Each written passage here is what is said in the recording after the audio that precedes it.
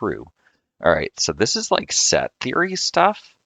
I don't remember seeing too much of this on past ACTs. It's pretty rare, but here it is. So another new concept for us. 14 simple events. That's W. 14 events.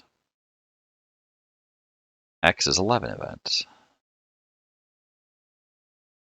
We don't care what the events are.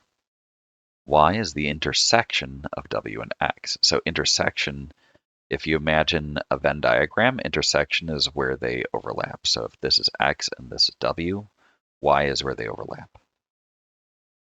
The union of the events, it's going to be the whole thing. So Z is everything. If I'm not mistaken. It's been a good long time since I've done that, so I'm going to just cross-reference some definitions.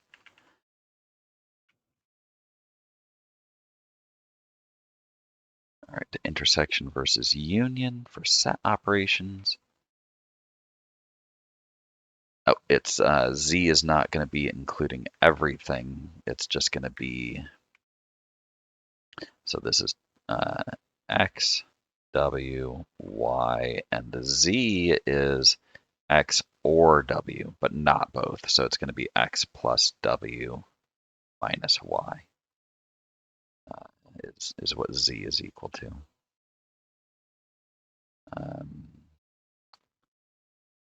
So we could actually calculate the values here.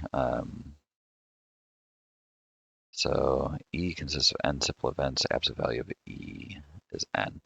So W is 14. X is 11. Y is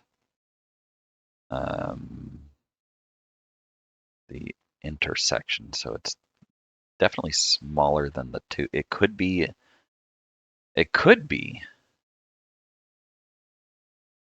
that Y is 0, but it could be as big as 28. My goodness. None of which are in event W. There it is. None of them are in W. Well, there you go. The overlap is 0, so Y is 0. And Z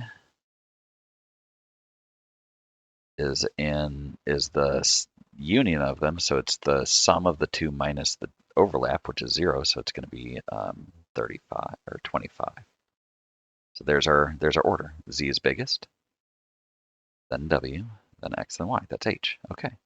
So union and intersection. I have not seen that explicitly tested like that before, but simple definitions that we can memorize.